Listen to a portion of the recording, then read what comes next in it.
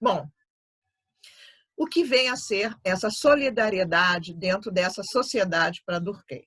Ao analisar a sociedade industrial do século XIX, Durkheim percebe que as forças que prenderiam os indivíduos uns aos outros nas mais diferentes sociedades seriam dadas pela solidariedade social, sem a qual não haveria uma vida social.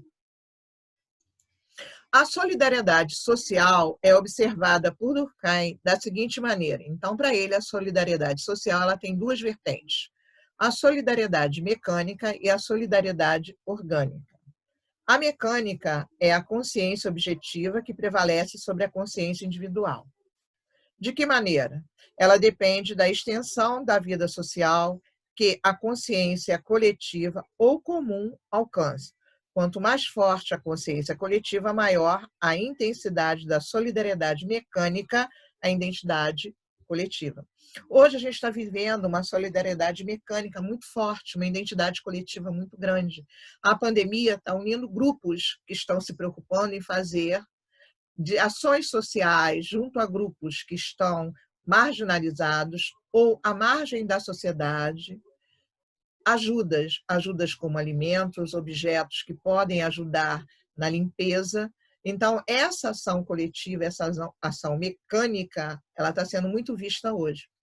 Mas a gente também tem a solidariedade orgânica, que é a consciência individual que prevalece sobre a consciência coletiva. O processo de individualização dos membros da sociedade, os quais assumem funções específicas dentro da divisão do trabalho social. A função do indivíduo determina o lugar do indivíduo na sociedade, que é a identidade pessoal. E é a briga que existe hoje. Vamos manter o isolamento social ou vamos voltar a trabalhar? Se eu não volto a trabalhar, eu perco o emprego. O isolamento social está causando prejuízos econômicos. Eu estou me preocupando com o coletivo ou estou me preocupando com o individual? Pensem. Durkheim e a sociedade na ciência. Vamos lá.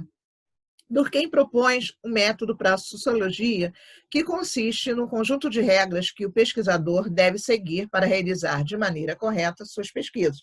Oba, legal, então eu sei que fazer uma pesquisa ela exige um planejamento, ele exige regras, exige o seguimento dessas regras. Como é que ele propõe isso? Este método enfatiza a posição de neutralidade e objetividade. Eu, como pesquisador, eu não posso abrir mão da neutralidade e da objetividade. Por quê? Porque o pesquisador ele deve ter, em relação à sociedade que ele está descrevendo, tá? Um distanciamento. Ele não pode colocar as suas ideias e opiniões pessoais. Ele deve simplesmente se ater à observação dos fatos sociais. O sociólogo alemão Max Weber, ele vem fortalecer esse estudo da sociologia, seguindo o caminho de Karl Marx e de Durkheim. Max Weber vai melhorar um pouco mais esse estudo dentro da sociologia. Ele nasce em 1864 e morre em 1920, em pleno período de recessão da crise de 20, tá? Que vai detonar em 1929 com a quebra da Bolsa de Valores de Nova York. Ele é um sociólogo alemão e ele tem como preocupação central compreender o indivíduo e suas ações.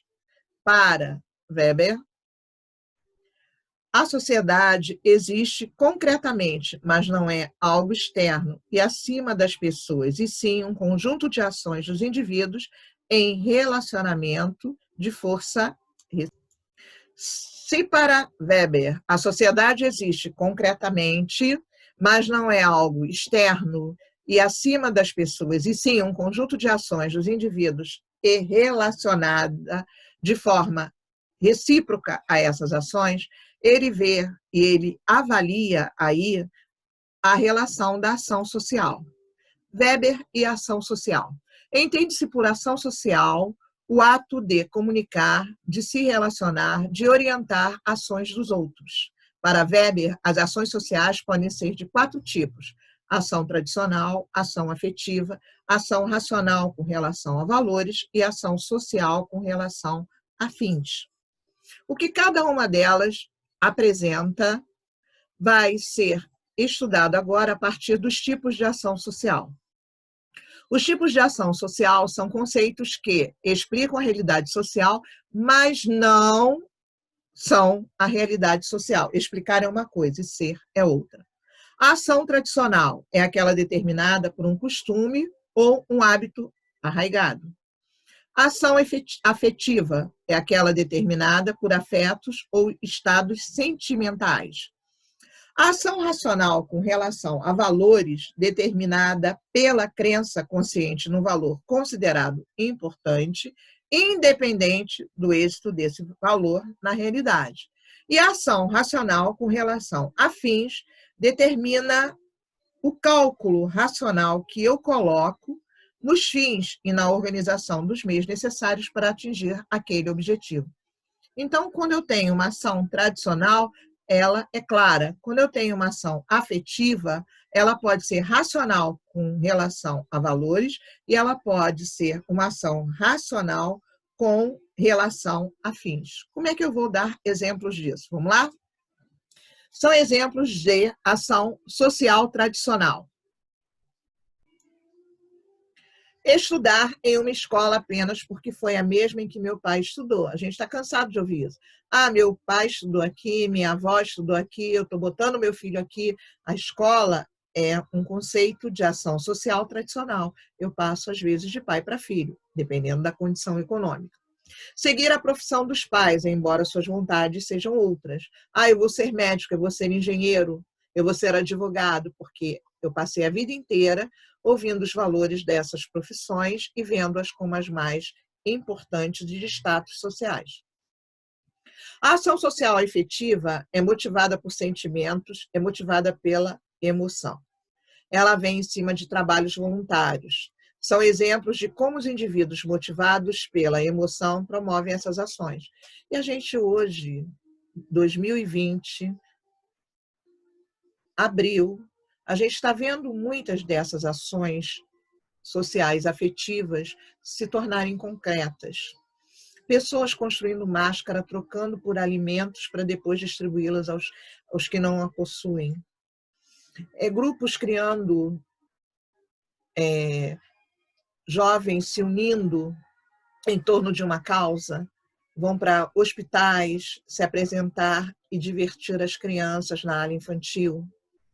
A arrecadação hoje de alimentos, de material de higiene pessoal e de higiene geral para atender as pessoas que não conseguem comprar, principalmente nas comunidades, porque elas não têm nem dinheiro para comprar o que precisam para comer. São exemplos de ação racional com relação a fins. Estudar para passar em um vestibular, estudar para passar em um concurso. Isso é uma meta que a gente cria e essa é uma ação racional com relação ao fim. Eu quero entrar para uma universidade, eu quero ter um emprego público. Ou se dedicar ao trabalho para ser promovido. Eu entrei numa empresa, eu sei que se eu me dedicar, eu posso subir de cargo. Então, essas são ações racionais com relação a fins. Bom, e quais são as ações racionais com relação a valores? As ações terroristas. A gente vai falar aqui do Estado Islâmico, que em cima da explicação religiosa, eles criam atos terroristas. Inclusive, a gente está vendo aqui as Torres Gêmeas dos Estados Unidos sendo implodidas. Levou a milhares, centenas de mortos. E a castidade até o casamento, que é uma clara definição de algumas religiões. Agora eu proponho para vocês, tá? Que tal o cinema hoje? E nessa minha proposta eu trago para vocês o filme Salt. Ele coloca à prova um funcionário da agência da CIA, quando ele é acusado por um desertor russo, né, de ser um espião.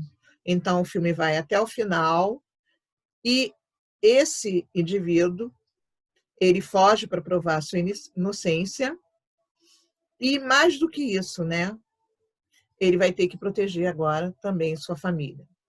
O segundo é A Corrente do Bem. Esse eu amo de paixão. Ela fala sobre os problemas típicos da família americana, da sociedade americana.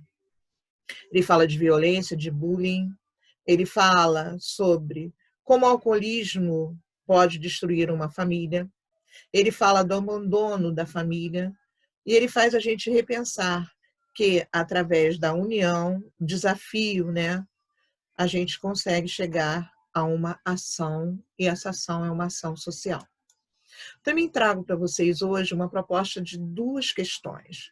A primeira, com base no pensamento de Marx, eu peço que vocês analisem as citações abaixo, compare-as e façam a relação com a realidade social contemporânea, com a realidade que a gente vive hoje.